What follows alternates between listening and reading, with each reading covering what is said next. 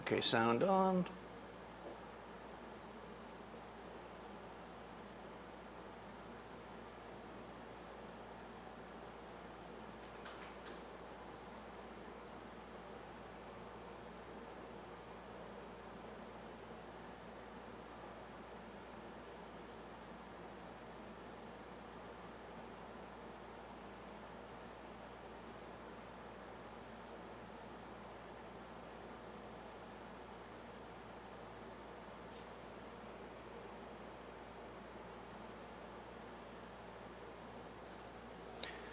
Okay, that took a second. I had it all set up and then I pressed the button and anyways, welcome to OnSet. Don't let Seth see that part. I'm Daniel Norton over here with Cadence, and today we're going to talk about portraits. So I thought I would make kind of more of a open-ended philosophical video today. A lot of times we're let me know if the air conditioner is too loud and how my audio is here. It's warm in New York, so I'm trying to not, Anyways, more about like what makes kind of interesting and good portrait light. I see already somebody was talking about shallow depth of field. Okay, what do we do? Why do we create portrait light? And what we want to do is think about how we generally start shooting, right? Most people don't say, I want to do photography. I've never taken a picture before in my life. Give me a bunch of lights. They don't do that, right? Generally, we're already working from something. We're working from light that we've seen, light that we, experience in life, and light that we've just kind of already used in photos via even simple things like our phone. And then we want to build something up to create a nicer portrait. And the control of the light is going to give us the ability to help shape the mood, help separate the subject if they're in an environment, along with things like depth of field if you want to do that. But the main thing here is we want to create some kind of a connection. Like, why is somebody looking at this picture? I could make a really cleanly lit portrait with a non-distracting background with the person looking at the camera with a big smile, also known as a passport photo, right? And that wouldn't necessarily be a portrait, but I could have a beautiful photo of a woodworker's hands, right? As they're carving some kind of chair leg, I guess. And that could be a portrait, right? Portraits are about the subject. They're going to try to emote something, and we're going to try to create something. Sometimes they're about who the person really is, and sometimes they're just about what you project onto it, which is, I guess, what we're going to do today. Because nobody really knows Cadence. So we're going to create a couple of different types of light. One's going to be kind of big and soft and open to kind of show you that style, and then we'll create one that's a little bit more moody, and hopefully it'll give you an idea of the range that we can have. There is no one way to do it. It really depends on the subject, and what might be great for one person is not necessarily great for somebody else. A long lens, shallow depth of field, big octa outside with the clouds in the sky is fine, but is it fine for everyone? Not my grandmother. Right? Like, that wouldn't fly. She just, although in like one of those awesome bikinis from like actually that might fly. So I take that back. All right.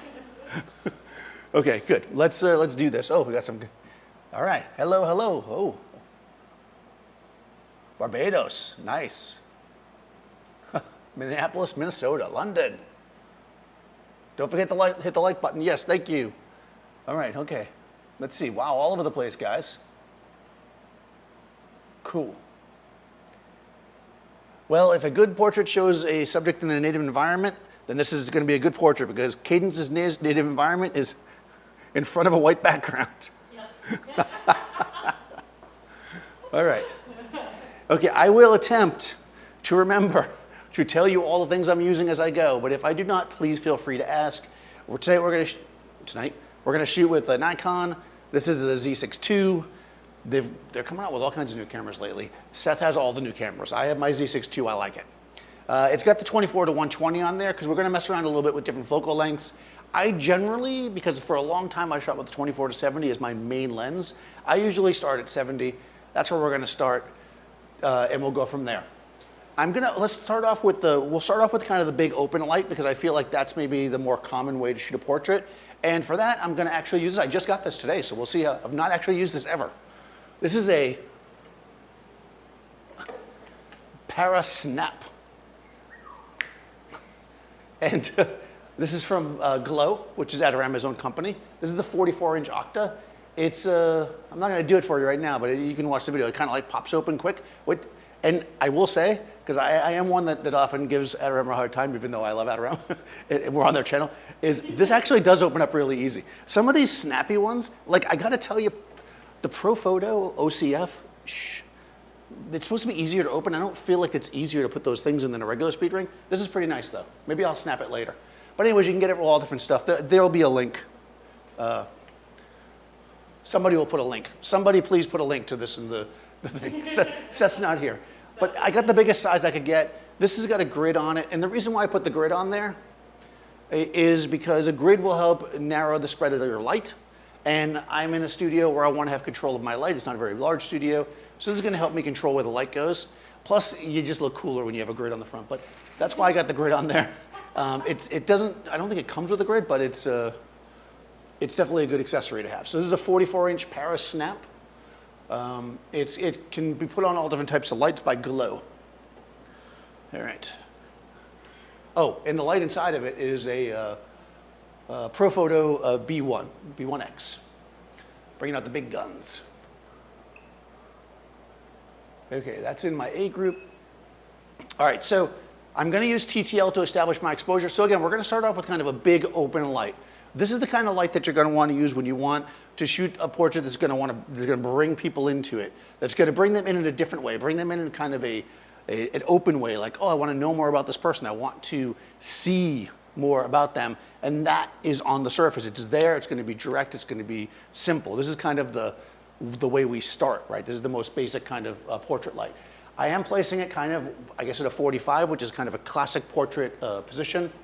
I'm going to point it so the center of the light is slightly off, so it's actually shooting past her. So, you know, if you're looking at the camera and the light's on this side of you, it's going to point like somewhere around here. This is going to give us basically what they call feathered light. Okay, so let's start there. Okay, again, I'm using 24 to 120. I am set at 70 millimeters.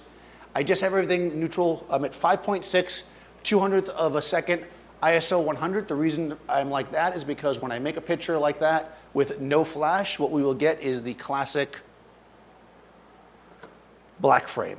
So here we can see that, oh, no, that's my background. Here we can see that the frame is black. That means none of the light in the space is affecting my shot. That's really what we want, right? We don't want the ugly, you know, hardware store LED lights to be lighting Cadence. We want my lights to do it. Louisiana. Oh, Czech Republic.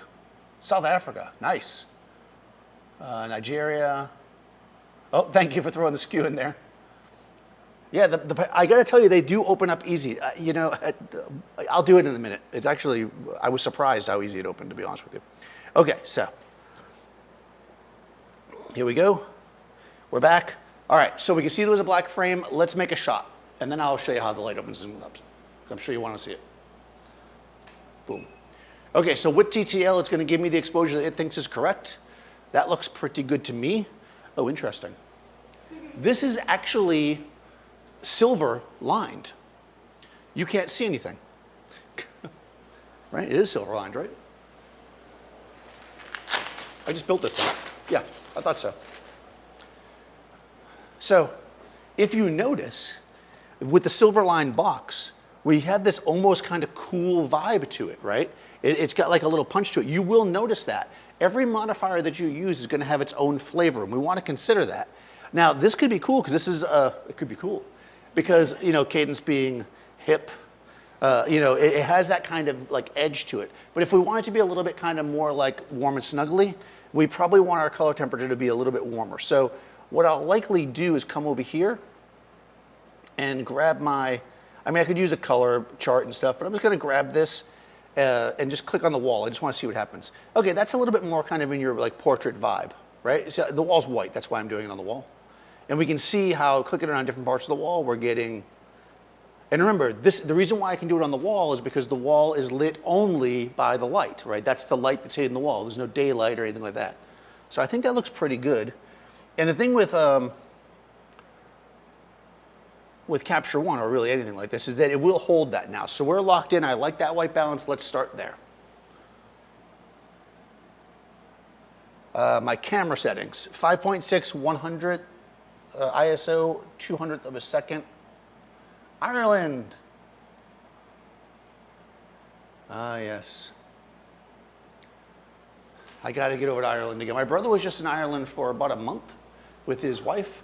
They went on this trip where you walk, like they basically like take your bags and you walk through like the countryside, and then you walk the whole day, like 10 miles or whatever, and then they pick you up the other side. You stay at like a nice hotel or whatever, and then the next day you walk further. And you do it for like 10 days, and you end up walking like whatever that is, 100 and some odd miles. Amazing. Yeah, it's pretty cool. It sounded really fun. I will see him soon and talk about it. Okay, that's good. That's actually pretty perfect. Well, thanks guys for watching. At this point, no, so we have the first light set up. So again, we're going for kind of more of a light that's gonna bring us in. This is big and open. Now we can see that we've got some shape on the side of our face here. We probably wanna fill that in a little bit, but before we do that, let's think about our background. The background is gray at this point because the wall, of course, is white and I don't have all this light hitting it. We can see it's got a gradient. It's gray and it has a gradient. Nice. Now, we can't really control how gray it is except for maybe to move Cadence closer or further away from the wall, again, and then exposing her properly. That will change the density of the wall. Or we could put a light on it. I kind of like the way it looks though, so I think I'm just gonna leave it the way it is and let's move on to the next light. So that's a big, listen, if you're gonna just have one light to light something, a big light with a grid is a good option. Like that's pretty good right out of the box. There's not much we really have to do this, but we definitely can finesse it to make it a little bit tighter, a little bit kind of more professional. I hate that we use that word, but you know what I mean by that, like more crisp. All right, so let's do I'm being very classic today. I'm all about the classic today. This right here is a strip box. I think you can see me. Yep. Yeah, I'm up on the screen, right? Yeah, okay. This is a strip box. This is a 1x3 ProPhoto strip box. It is fitted inside of a ProPhoto B10, which I'm about to change the channel because it's also on A. I'm gonna put it in my C group.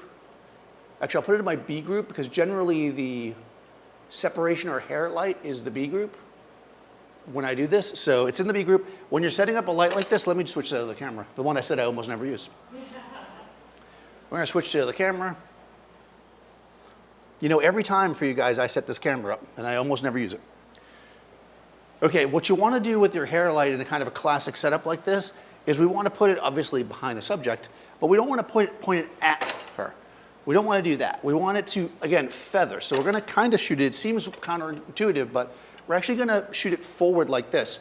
The light's gonna come out of the softbox. I don't have a grid on or anything. It's gonna spread.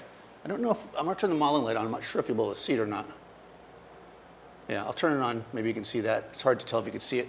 Let me turn the overheads off. Gonna turn these overheads off so you guys can see. It's good practice to get used, because sometimes people ask me this. I'm using battery-powered lights, which is one of the reasons why I don't leave the modeling lights on. But it's also good practice just to try to set up without your modeling lights. It kind of gets it gives you a better sense of like what the light modifiers do, or whether or not you understand what the light modifiers do is probably what I should say there. There we go. I'm back. Okay, I had a coffee. There it is.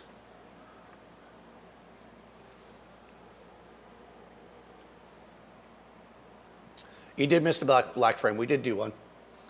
All right, here we go. 12 a.m., nice. Okay.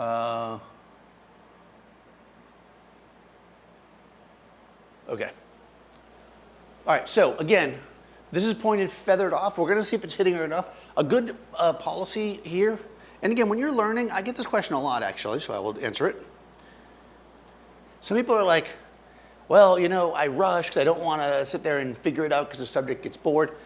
Well, I mean, as simple as it sounds, you just got to find somebody that's willing to, say, hey, or get a mannequin or something, because you want to take the time to do this.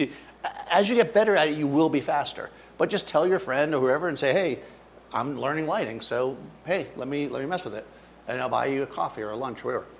All right, so that's the B light. I'm gonna go over here and I'm gonna take our A light and I'm gonna turn it off. I'm using the controller on top of the camera It's basically going to make it so that only that light back there will fire. I'm going to leave it in TTL. Now TTL notoriously messes up backlights, so we'll just see what happens, but let's see. Let's go over here and flip this. Okay, that's not bad. The trick to making TTL work is to say it's not going to work. If you say it's not going to work, it will always work. All right, so if you ever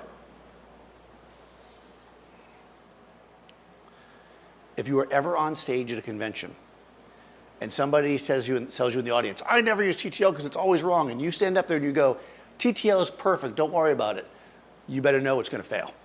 Don't ever do that. I'm not speaking from experience. Okay. All right, we're going to turn the A light back on. Okay. And I'm going to take it out of TTL now because I don't want my exposure to change. The thing is, as you add more lights, there's more of a chance, every time you expose, it's going to check the exposure, or every time you shoot, it's going to check the exposure again. So we're locking it in now in manual for now anyways. So we're going to take a shot. Now what's going to come up interesting here is that because I adjusted my white balance for my light that was cooler with the silver inside, now my hair light is warm. No extra charge for that. Right? Warm hair light. Boom, no gel needed. Now we've got a nice warm hair light. And I'll tell you what's interesting to me here is as we're looking at this, I tend to like the hair light to come from the opposite side of the key light because it helps, if you notice, on her neck and on her chin to kind of separate her out. But this is warm over here, which kind of bothers me. So I might end up doing a little, no, I'm not going to do that. I was going to switch sides, but I won't switch sides. Only because this is also warm. I think what I might do is, the reason why it looks warm over there is because it's a shadow, and the shadow you're going to notice it changes the color more. So I may actually reduce my feather. So I'm going to come back here. Let me show you. Oh, you haven't been looking at the picture. You have not been looking at the picture. Look at it now. Just remember what I said. And I'll turn the feather. Okay, so you can see over there how the light is, how it's a little bit warm on this side. What I did was I'm now turning my light to try to get a little bit more light on this side of the wall. So hopefully that will help make it a little more even. So let's see if that works. Again, I'm in manual still. We'll see what happens. I turn the light. It shouldn't affect it that much because I haven't changed. Yeah, it's more even. There we go. You see how I did that? So the difference here, guys, and I'm not sure I love it, but now we got to make a choice. And this is actually one of those really interesting things. We haven't really talked a lot about color in these videos in a while. But here's the thing. One reason why you might want to stick with using a single brand of modifiers is exactly this. This photo modifier is warm, if you want to say that, or the flashpoint one is cool, however you want to look at it, but they don't match. So I really have to decide what I want to do here. If I want the light to be like this, I am going to have to go with the fact this is warm. I think I like it. So left or right, let me know. Do you guys like the one here or the one over here better? Let me know and we'll go move forward with that one. I'm going to drink coffee while you vote. Although it's getting cold now. Aha, first time making it. Welcome.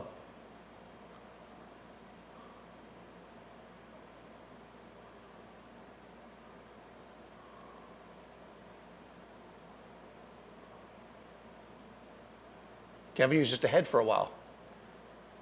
All right. Right, left. Uh-oh, hold on. 1, 2, 3, 4, 5, 6. I'm mostly getting right. So right is the flat one? Is right? Yeah. So, oh, really? You like right better? I thought you guys something better than this. All right, so right it is. I said I'd go with it. I'll go with it. Okay, so right's the more even one, so that's what we'll go with. Okay, so we're going to, which is nice because we're actually already there. Ah. All right, so we're going to keep moving forward with this. There we go. Okay, so here we are. I just don't love the warm hair light now, though. I feel like it sticks out really weirdly, doesn't it? Yeah, Cadence agrees. So we're going to do something about that. That hair light is too warm, so what can we do? What can we do, Daniel? I don't know. What could we do? Oh no, I lost my I lost the thing. I will bring it back in a second. I'm going to put a gel on the back light to make it cooler. I could also put a gel on this light to make it warmer, but I'll just change that one because I like the way this one looks. So I'm going to go over to my bag over here. Of course, I don't have them out because I wasn't planning on doing this. Nothing in a photo shoot is ever what you plan. So we've got this gel kit over here from Pro Photo, and I'm pretty sure there's some blue gels in here. Don't tell me they're all warming gels. Aha. They are all warming gels. Fantastic. Okay, so I take back what I just said. While I definitely have blue gels somewhere in my safe, I will not make you sit here and stare at nothing while I go do it. We're going to cool off, warm up rather the Parasnap. All right. So what I'm going to do is I don't want to warm it that much. It looks like about 700 degrees is what I warmed it, which is probably like a quarter. There are charts for this too if you really want to get super precise. That's a full. Well, I really thought I had more gels in this. All right, I guess we're going to use this one.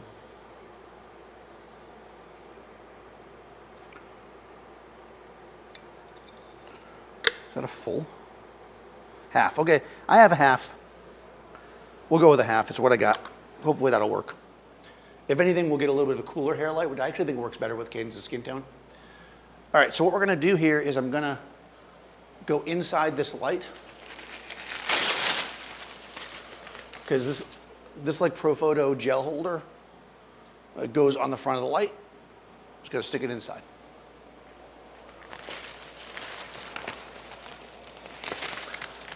Well, I'm sure that sounds good on the microphone.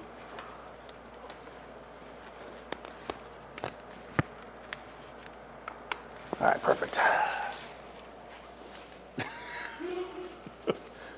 I succeeded in not knocking the light over, which is always good.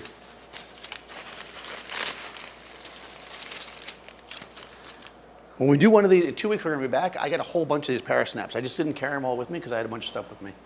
I got a whole setup, so I'll show you next time, like how, the advantage, I should say, to using all one kind. Okay, so now that we did this, what's going to end up happening is, well, I'll show you. She's going to end up being, okay, I put a gel on this. It's going to add, we're going to have to add some power to make up for it. In an attempt to not confuse everybody, because that happens sometimes, I'm going to start from scratch. I added a gel to this light. I'm going to turn off the backlight for a second, which is in my B group. I want to put this one back in TTL. Remember that I have kind of feathered it a little bit more towards the wall to make it more even. So let's see what we get when we do that. Okay, now I've set this up so you guys can see it. It is quite warm, which you will see in a second. I know. The suspense is killing you. Okay, so it's really warm now, which isn't terrible actually. Cadence is like, it's like I've been out in the sun. It's also a little bit dark. Do not adjust your color temperature until you get the right exposure. That is important. We know that it's dark. I can see that. So I'm going to jump over here. The simplest way to do this is to come over here and capture one, grab my exposure slider, and drag it over till it looks correct. That looks about right to me, about a stop and a half. So I'm going to come back over here.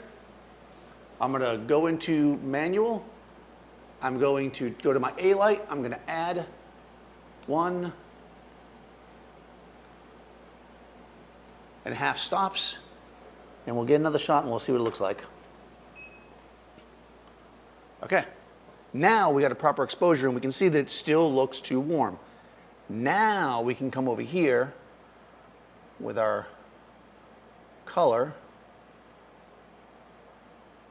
and bang it out, and now we've got clean color again.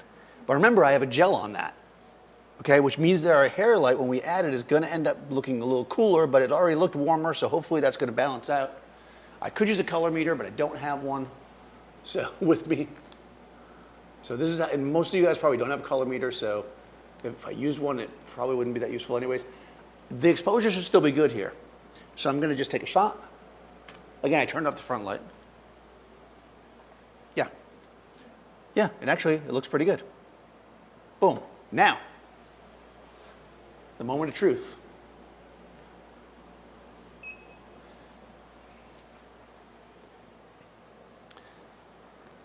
I'm just gonna say that, like, you know, I've been doing this for a long time, and if this doesn't work, you know, don't. I'm just kidding.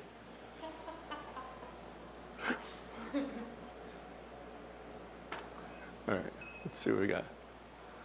There we go. All right, so now the hair doesn't look so super warm anymore because I didn't love how warm it looked. It's a little warm still, but it's all right. And she looks properly exposed. Everything looks, her skin tone looks good. The wall looks a little bit on the kind of coolish side, but I think it's pretty nice. So we've now used the gel to basically compensate to get the look we wanted. What's interesting is where it doesn't hit her hair, it's got a little bit of coolness on this highlight, which I really like. It's like, it's steel blue. Just, oh, you can't see it. Wow, I've been doing that a lot tonight. Just pretend that you can see the picture when I said that. Yeah, so anyways, you can see now that it's, the hair still looks a little bit warm because the light's going through it, but everything else looks pretty even, and as noted, this right here has that beautiful kind of blueness to it, which just adds that little bit of, and I just want to point out, aqua blue, blue, right, blue. I know what you're thinking. You're always like, well, I don't know if Daniel is paying attention to what he's doing. Oh, he might be. All right. I don't have a color meter. I definitely do not have a color meter. I used to have one a long time ago, but I haven't used one in years.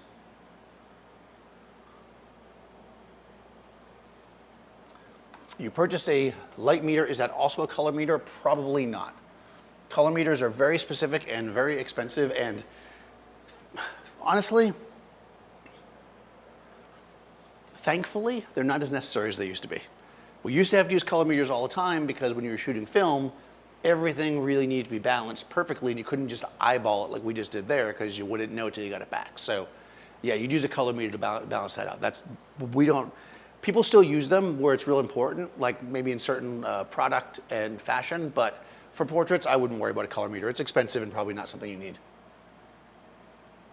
Okay, good. All right, so this is kind of our clean portrait light. Let's add another light just because we can. You know what I want to do? I know what you're saying. You're saying, what do you want to do? I'm going to bring this back around. We have an extra light. We could add it. We don't really need a fill light, right? Because we're pretty good. What I am noticing for my personal taste is that it's a little bit too, even though I like that it's open, it's a little too open. And the way we can kind of compensate for that, to increase shadow a little bit on this side of her face, to really highlight the fact that we have that cool blue, is if we turn our main light, actually I'll switch to this camera. Okay, so you can see where it's pointed right now. We don't want to turn it too far because if we do, we might get that background uneven again. I'm going to dial it this way a bit. And because if it didn't have a grid on it, that would do nothing. But because it has a grid, I think we're going to be able to get the shot that we want here. All right, here we go. I didn't move it physically from her, so the exposure should be the same. We're just, yeah. Oh, let's have you not turn that way though. Yeah, turn this way a little bit. Yeah, that's one thing you gotta be careful about with the hard backlight is we don't want the light to come around. There we go. Now we've got a little bit more depth to the shadows. That's the way I like it. It's pretty good. Now this portrait here is gonna be open. This portrait lighting is gonna be more open and friendly, so we can actually do that.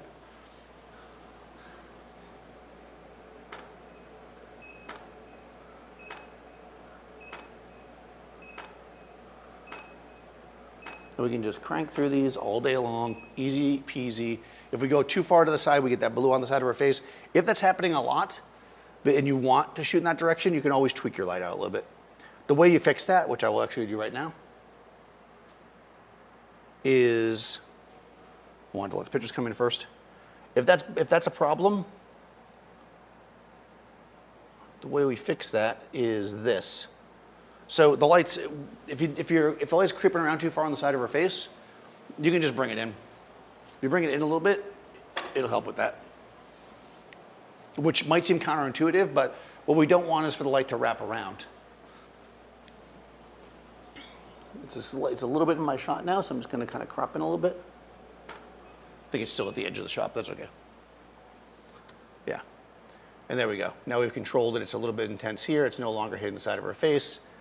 It all looks good. You can't see it again because I did that. Let's do this. Cool. All right. Nice. Does the grid substantially stop the inverse square law fall off? No, it does not. Bit too cold.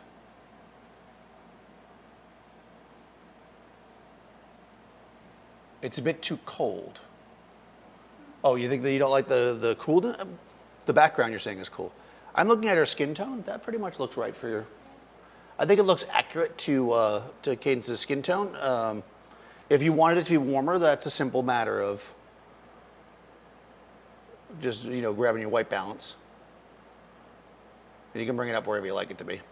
There you go. Just for you. Now it's warmer. Now this is midsummer Cadence. I mean, you can. That's the beauty of digital, right? We can adjust it as we like. If you like that, now if you don't like the wall being cool, then we have to light it, which we can actually do. I do have one more light, so. Now the problem with this is that if I shine a light directly on the wall, it's going to be cool because of the way I have my white balance set. So I would have to warm this up, which, you know, we can do. This is on a beauty dish. Can you see me? No. So I've got another light. It's in a beauty dish currently. I just took the beauty dish off.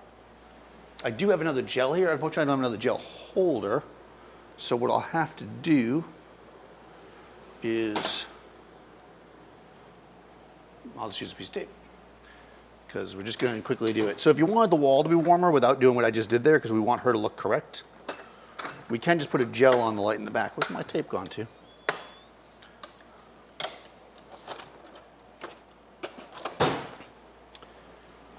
The good thing is, it used to be with lights. They used to use tungsten bulbs for the modeling lights, and really didn't want to put stuff on them. These days, if you're using LED modeling lights, it's not too bad. I still don't recommend using tape for any long amount of time, but for a quick demo, it's fine. All right, so I'm putting another light back here. This is let's see, it's gonna be, I'll put it in the C group. So I can control it separately. Okay, so we're gonna make this wall warm, right? Because, you know, the audience, you guys like the wall warm, I guess. Alrighty. At least somebody does. So let's go to here. So again, like we've done before, I'm just going to turn off the other lights. A and B are going to be turned off. I'm going to go to TTL and I'm just going to shoot that C light. Right? And there we have a warm wall, right? Now we can just turn everything back on.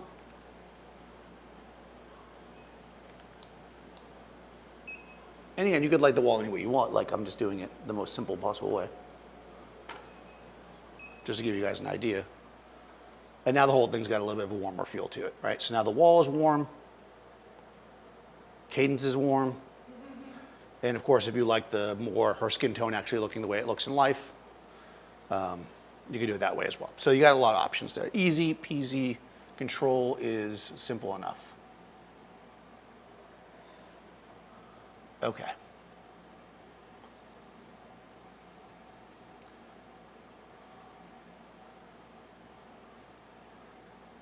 Okay.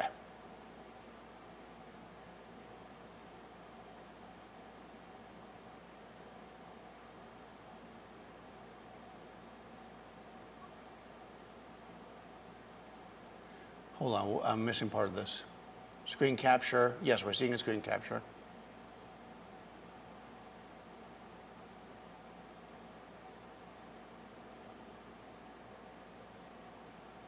I don't know what you're talking about. Okay, so you're talking about the grid and changing the inverse square law.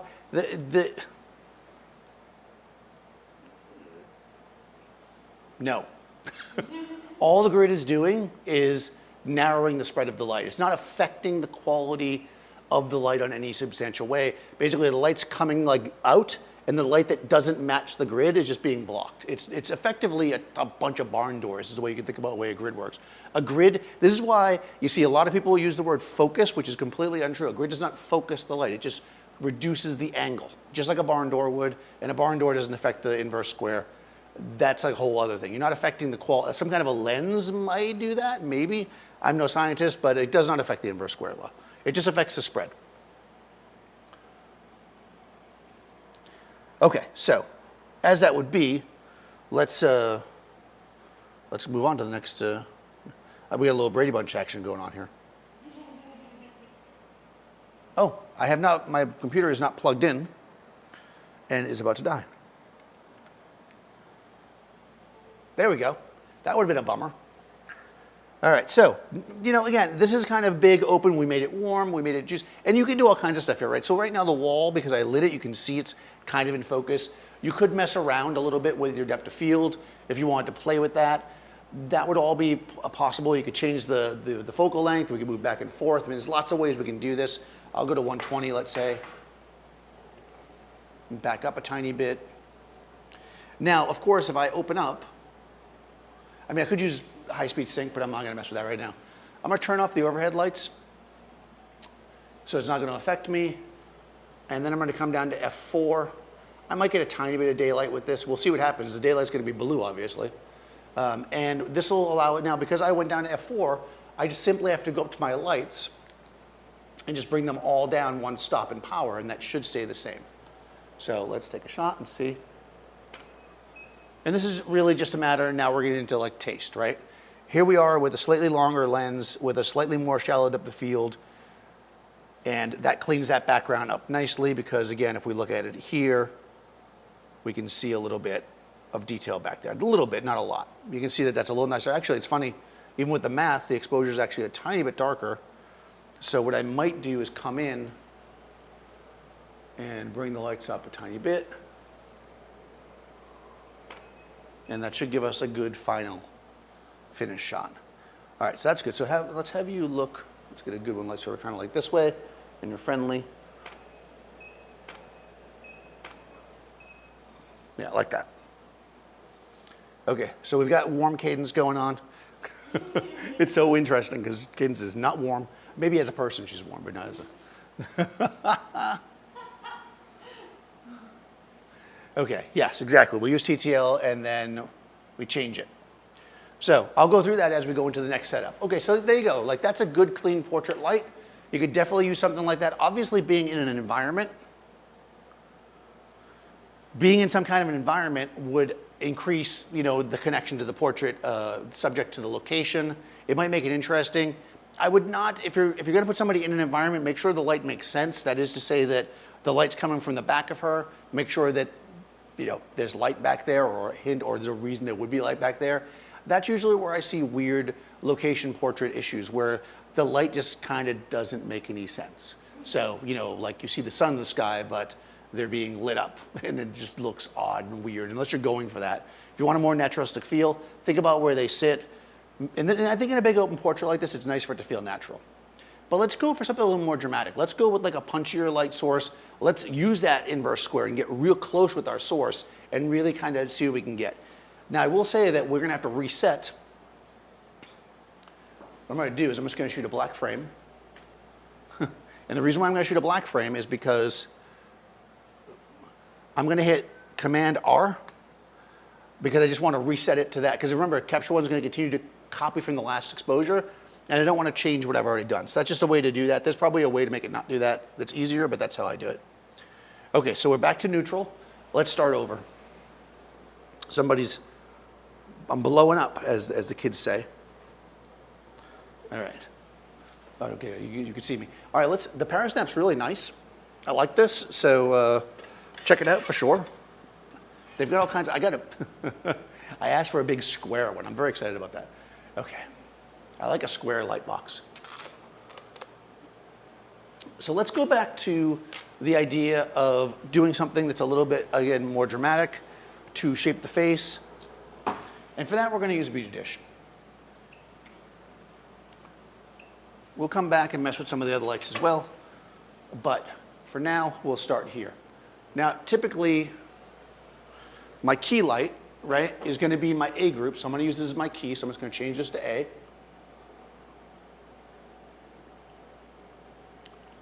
I mean, I could just move the modifiers around, but this is just what I want to do.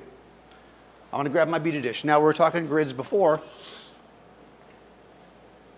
don't know what happened there. This grid on the beaded dish is going to make it real tight. Adding the grid to the beaded dish is also going to add a lot of contrast, which is very nice because we want a punchy shot. I want to keep the light off the background in this case. So this kind of grid and moving the light in real close is going to help us do that.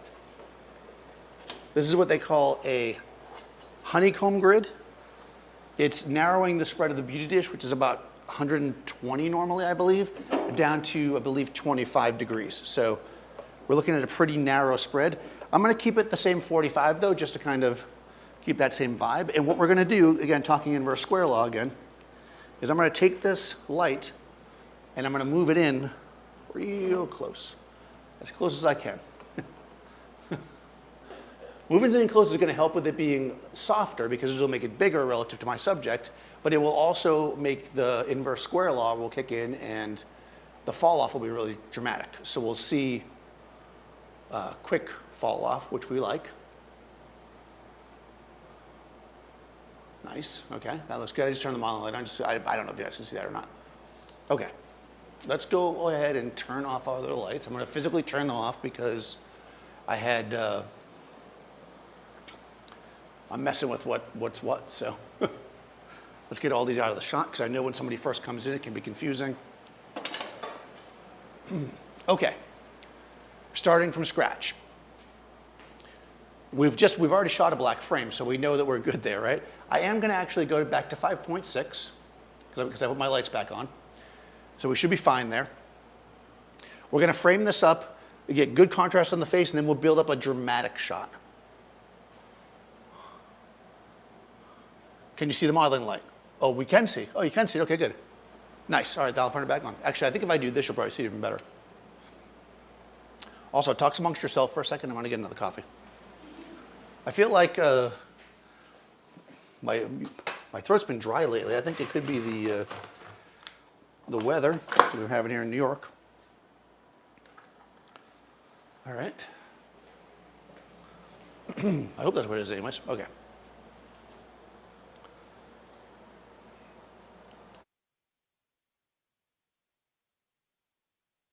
Good. That worked. I had a little cough there, but it went away. Okay.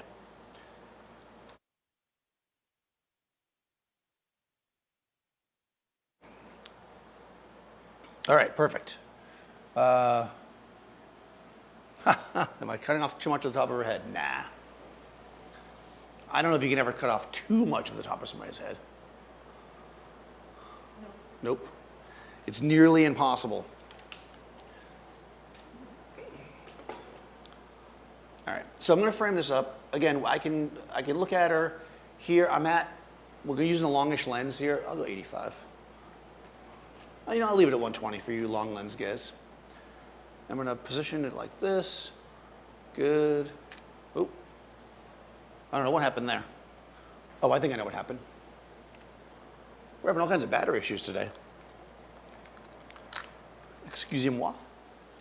My battery is dead, which is why I keep shooting randomly.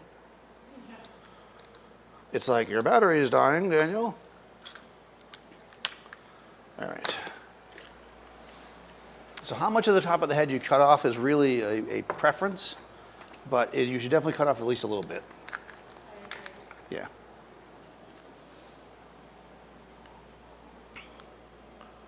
Let's see. You always have to put these in the right way, these batteries.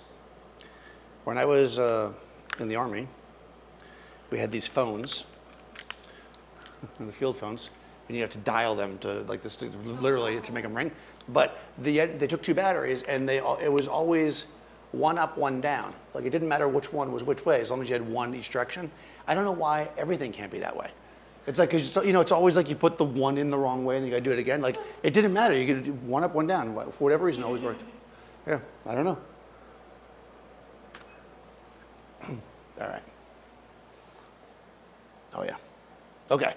All right. So we got some drama for your mama. And we can see we have really massive quick fall off, right? And we've got some punch, and we straightened out the color. Yep, the color's back where it normally is. Now, I set my color, because people sometimes ask me this, for the Nikon with these Pro photos, I always set my camera at 5,000. That's where I think it looks the best. Right, we never want to show the top of somebody's head. That's a waste of pixels.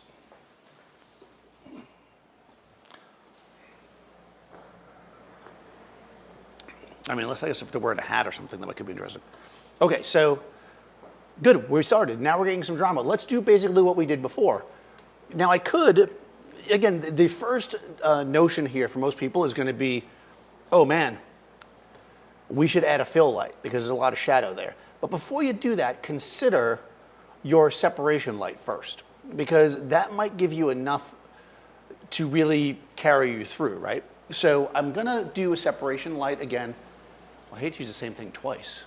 That seems boring, but I mean, you know, there's nothing wrong with using a strip bank for separation light. It's a good classic separation light. And we're going to come in here. I'll do this again. Now that I know you guys can see the modeling lights, I'll do this. All right. I'm going to put it a little closer this time. Just because, you know. Yeah. You can definitely put them closer if you like. There's the modeling light. Because I sometimes do get the question about space. So when we put it in closer, what will happen is when it does wrap around the face, it'll have a quicker fall off because it's closer, right? So basically we can get, come a little bit there, there we go. A little bit this way, there we go. With your hair all fluffy like that, you have kind of like a Wonder Woman vibe going on. All right. It's so big. You have the biggest hair ever. It's so fluffy. It's so fluffy. I feel like I need to leave. Okay, hold on. We're going to have that. Okay. It's good. I'm going to have to frame it up a little differently. All right. So I'm going to move it over a tiny bit because it'll be in the shot if I do it the way I want to do it. So I'm going to move it forward like this. And we're going to come in here. And I'm going to give a little more space. We might even see the top of your head. It's weird, but you know, sometimes you got to do what you got to do. No. Yeah. So I think I'll just zoom back a little bit. There we go. I like my distance. Well, we're not going to show the whole top of your head, but it'll be much more evident that you have a top of a head. All right, there we go. Okay, so we're going to frame it like, oh no, that's terrible framing. This is why, by the way, I guess, I mean, I joke about it a lot, but I just want to give you a second to look at these two pictures. Or even this third one. And you tell me, do I cut off too much? If you're going to cut off part of the head, you got to cut off enough. You don't want to go off just the very top. That looks silly. Yeah, we'll get her whole head in the shot, just for you guys that like that. The hairstylists in the group. Yeah. It's like whenever you do a fashion shot and the stylist is always like, can you show the shoes? They always want to show the shoes. All right, so we've got everything in position, but now, of course, our exposure. What's funny is the light, right, from this softbox is bouncing all over the place. Wow, okay. So what I'm going to do here is, oh man, I haven't done this in a long time. You know, I figure I'll do something different for you guys. Because I like you. This is a very classic hair light, separation light thing that was very popular, you know, when I was coming up. Which is you get these strip banks and you put them sideways like this. Okay. I'm just gonna say, I just do this for you. I wouldn't normally do this, but for the Adorama crowd, you know, it's worth it. You're some good peoples.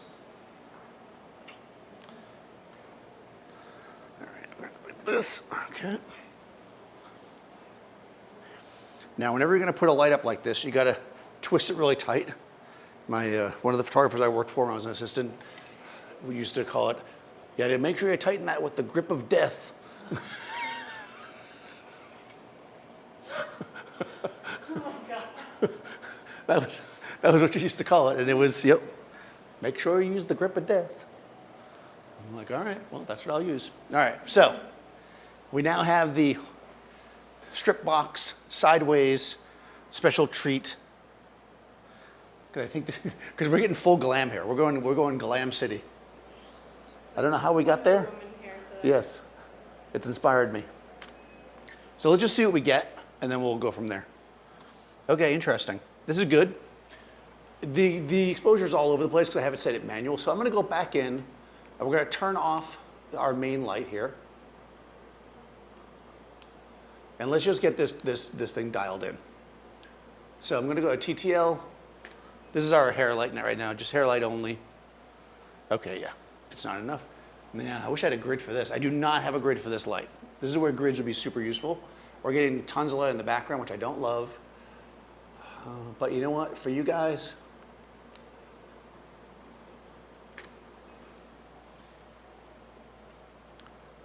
oh, heck yeah. Okay, so it's hitting a little bit too much on the top of her head. And you know what the best way to do about that? Let's zoom in a little bit. Okay. Good. All right, we're getting there. Give it a little bit more juice. Don't worry, guys, I'm getting somewhere with this. One more shot like that. Okay. Okay, that's where I want that to be. Now I'm going to come back in with this. I got to go even tighter with this because we're getting so much bounce. I really want that to kick in. So we're bringing the A light back up.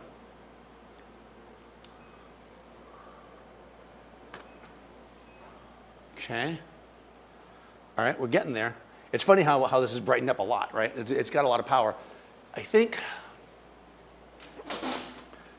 again, just for the Adorama group, I wouldn't normally do this. I don't know if we have enough space to do this, but you know what?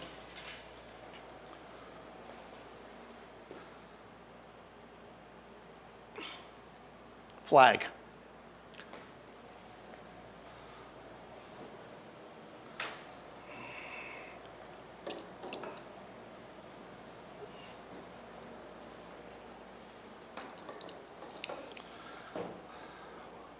Why I'm using the tiniest C-stand ever, I cannot tell you. But I am. It was the first one I could grab. The closest one. It was the closest one to me. All right. So flags are made out of duvetine. We all know that duvetine is going to be super ultra black. So go ahead and stand in your position. I'll try not to drop it on you. All right, we're probably going to have to move our backlight a little bit, but let's get this framed up as a background. All right, we're going to move this a tiny bit. Okay.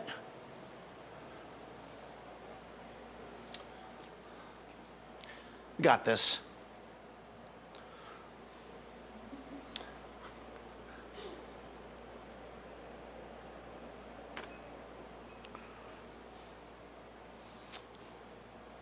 No applause, please. No applause. Oh man, I love how it's flying away like that. It's like I have a wind machine. Yeah, it's like a wind machine going. It's so good. All right, what? God, there's so much light in the front of your face. Is that from just that light? You just do. I'm going to kill the key light for a second. I really just want to try to reduce that.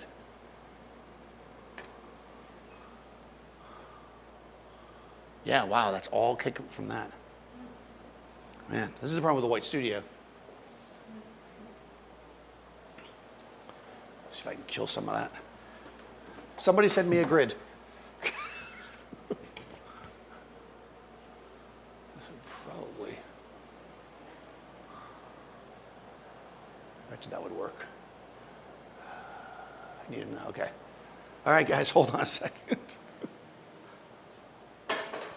So, you know, here we are, not having a grid.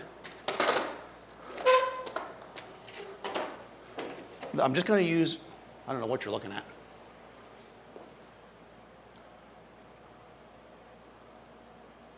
Is it this one that you want to see? Yeah, there we go. Foam core. This is a Savage C-stand. Instead of like a regular knuckle, it's got this cool little non-knuckle, like a little grabby guy. And I'm gonna basically bring this up and create kind of a flag. It's not gonna be perfect, but it should hopefully help a bit.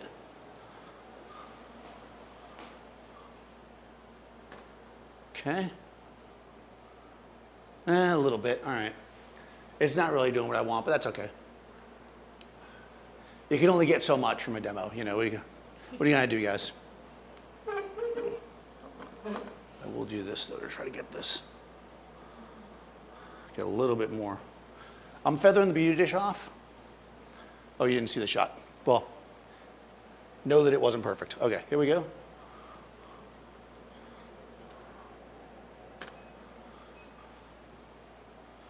There we go. All right. I feathered the beauty dish off, so we got a little bit more. I really wanted to get a little more shadow on the side of her face. Something like another flag there as a negative fill might help. Do I have another one? I'm over here looking.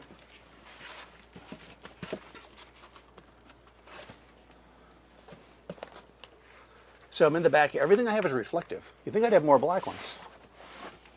All right, it's not black, but it's dark-ish. No, that's not dark at all, is it? We'll try it. Why not?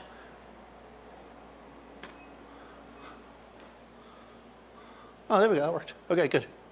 All right, it helped. So what I did was, weirdly, I used this. Even though it's reflective, you know, it just basically is blocking light. True negative fill is really a reflection of darkness. This is more just blocking the light, which is what we needed. Now that I have that, I can actually bring this back where it was to get the right light I liked better on her face. Bring this in here. No one puts Cadence in a box. There we go. All right. All right, good. That's mostly what I was looking for. Okay, so we've now created basically a more of a, hey Vanessa, what's up? Vanessa Joy in the house. Oh no, what happened? Huh. I thought we lost the stream for a second. No, you're still there, right? Yeah. Tell me we're still streaming. Yes, we are. Okay, good. All right. Wait 4 hours and shoot outside. All right, guys. Yes, if you don't know Vanessa, check her out. Vanessa should be vanessajoy.com, I am assuming. Yeah. What do we got here? Any questions, thoughts, concerns? We're wrapping up here. Let's see. I do need a grid. Yes, I know. If there was a camera store around, you know, I so rarely use the strip banks. What's funny is the strip banks that I got from Adorama, the pop ones, like I said the name right, Parasnap, they have grids. I just didn't bring them. All right, so anyways, let's kick back over here and go through what we got. In the end, I know we made it warm, but I don't really like warm cadence. So I'm gonna kind of go back to, yeah, we're gonna go back to proper cadence. So, you know, with well, essentially the same tools, we're able to create a couple of different looks here, each one having, you know, kind of its own feel and vibe. And you could use these techniques to create various types of portraits. I mean, in this case, obviously it's a demo and it's a model and whatever, but you can use these techniques to create different moods, different feelings in the person, power or friendliness or those kind of things. And that's really what we're going for here. Light is about evoking, it's just another tool that we use to evoke emotion, right? It's like when we're looking at the light, if the person is smiling and laughing and you're using this dark, moody light, it's not gonna probably look joyful, it's gonna look scary, right? Because the light's gonna take over that, right? And same thing if somebody's being like, ugh, but it's like this big open light, it's just not gonna feel, right? That's why they don't have haunted houses like in the middle of the day. Right, and that's it, right? Light is important. So how we use it, shadows, where we place them, that's going to help shape your portrait to create what will become better and stronger portrait light. Don't just think that, you know, 3-point softbox light is the only way to do it. Look and see what you're trying to create with emotion-wise, and and mess around. That's basically what we got there. I'll be back in 2 weeks. You can see Cadence at cadencefrank.com, actually, right? Oh, No, maybe not. No, on Instagram. What's that? At Cadence Frank on Instagram. At Cadence Frank on Instagram. You can find me at cadencefrank.com.